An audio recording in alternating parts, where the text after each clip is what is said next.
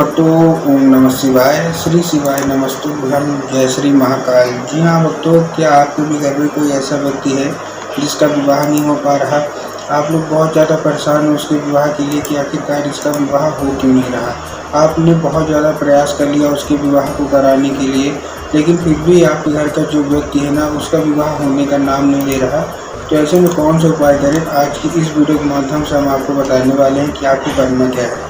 अगर आपने ये उपाय ध्यान से करके अच्छे से सुन लिया तो अवश्य रूप से आपके घर का जो कोई भी व्यक्ति है जिसका भी विवाह में अड़चनें आ रही हैं, समस्या आ रही है, उसका मतलब जल्द से जल्द विवाह होगा ही होगा। क्या करना है, कैसे करना है, पूरा आपको समझाने वाला हूँ।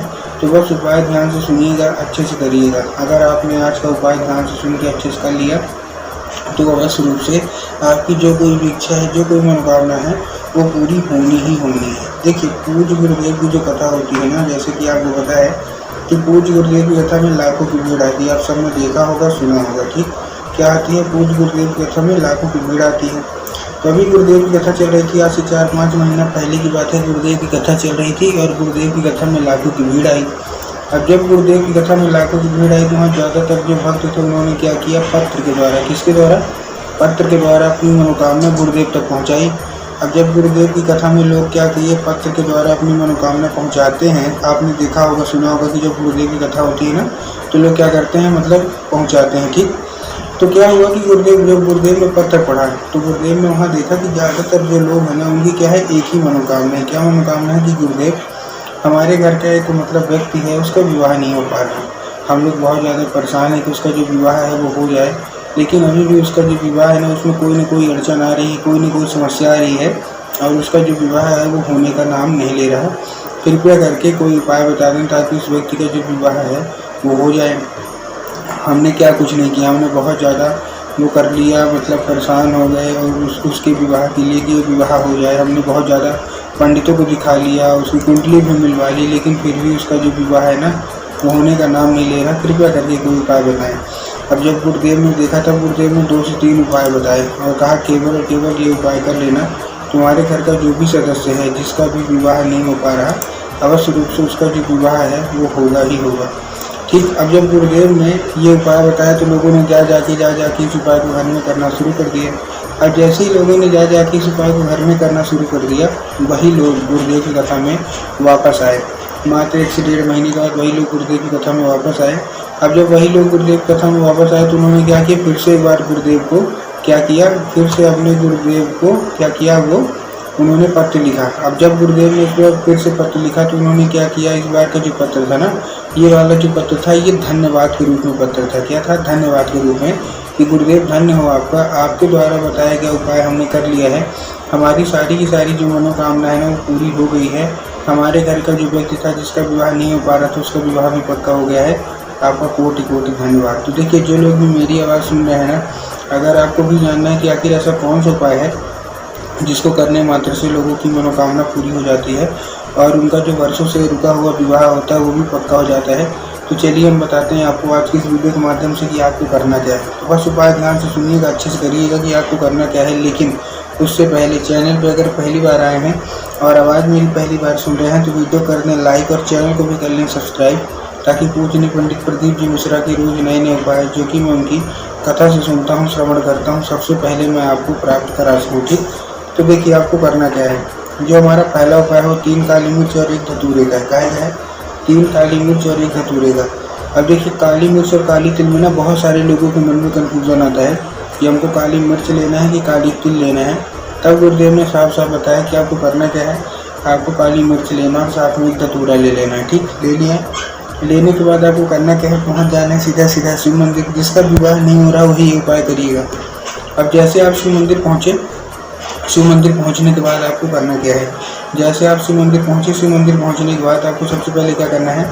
आपको दक्षिण दिशा में खड़े होना है और उत्तर की ओर अपना चेहरा कर लेना है। अब देखिए, दक्षिण और उत्तर में बहुत सारे लोग कंफ्यूज हो जाते हैं कि दक्षिण क्या है, उत्तर क्या है, हमको थोड़ा साफ साफ बताओ। तब गुरुदेव ने साफ साफ बताया कि आप जिस भी शिव मंदिर जा रहे हैं ना, उस शिव मंदिर की जिधर साइड जलाधारी होगी, क्या होगी? जिधर साइड जलाधारी होगी, तब आपको क्या करना है, उधर साइड अपना चेहरा करके चुपचाप खड़े हो जाना है। ठीक, खड़े हो गए। अब आपको महादेव का एक सुंदर सा नाम है श्रम्भेश्वर महादेव। ठीक, क्या करना है, श्रम्भेश्वर महादेव। तो बस आपको क्या करना है, श्रम्भेश्वर महादेव का नाम लेके उन्हीं का स्मरण करके आपको चुपचाप क्या कर देना है, आपको अर्पित कर देना है बस। पूज्य गुरुदेव कहते हैं कि अगर आपने श्रम्भेश्वर महादेव का ये उपाय कर लिया ना, तो अवश्य रूप से मनोकामना जो है ना वो पूरी होगी ही होगी, और जो आप चाहते हैं वो सारी की सारी चीज़ें आपके मतलब फेवर में होंगी। ठीक है, ये था हमारा कौन सा, ये था हमारा पहला उपाय। अब हम चलते हैं अपने दूसरे उपाय की ओर। अब जो दूसरा उपाय है 11 लाल फूल का उपाय है। अब 11 लाल फूल का उपाय आप देखिए करेंगे कैसे। 11 लाल फूल का जो उपाय है हमारा, इस उपाय में आपको क्या करना है, इस उपाय में आपको 11 लाल फूल लेने हैं। अब 11 लाल फूल आप कोई से भी ले सकते हैं, गुलाब के ले लीजिए, गुड़हल के ले लीजिए, जो भी आपको पसंद है आप फूल ले लीजिए। बस एक दो चीज़ का ध्यान रखना है कि जो फूल है वो कहीं से भी कटा फटा या खंडित नहीं होना चाहिए, पहली चीज़ आपको ध्यान रखना है। और जो फूल है वो एक किस्म का होना चाहिए। अगर आप गुलाब के ले रहे हैं तो केवल गुलाब के लीजिए, अगर आप गुड़हल के ले रहे हैं तो केवल गुड़हल के लीजिए। ये नहीं करना कि गुलाब को 2 फूल ले लिए, 3 फूल गुड़हल के ले लिए, ये सब चीज़ें आपको नहीं करना है। ठीक ना, बहुत सारे लोग यही गलती करते हैं। जो भी फूल ले रहे हैं एक किस्म के लीजिए, ले लिए, लेने के बाद पहुँच जाइए कहाँ, सीधा शिव मंदिर। अब जैसे ही शिव मंदिर पहुँच गए, अब शिव मंदिर पहुँचने के बाद आपको करना क्या है, जैसे आप शिव मंदिर पहुँचे आपके दिमाग में आप वही जाएंगे और बाबा भोलेनाथ के ऊपर अर्पित कर देंगे, जो कि पूर्णतः गलत है। आपको क्या करना है, बाबा भोलेनाथ के ऊपर अर्पित नहीं करना, आपको कहाँ अर्पित करना है, आपको अर्पित करना है माता शोक सुंदरी के ऊपर। अब देखिए, जिनको पता है कि माता शोक सुंदरी की जगह कहाँ होती है उनका तो ठीक, लेकिन बहुत सारे ऐसे लोग हैं जिनको ये नहीं पता कि माता शोक सुंदरी की जगह होती कहाँ है।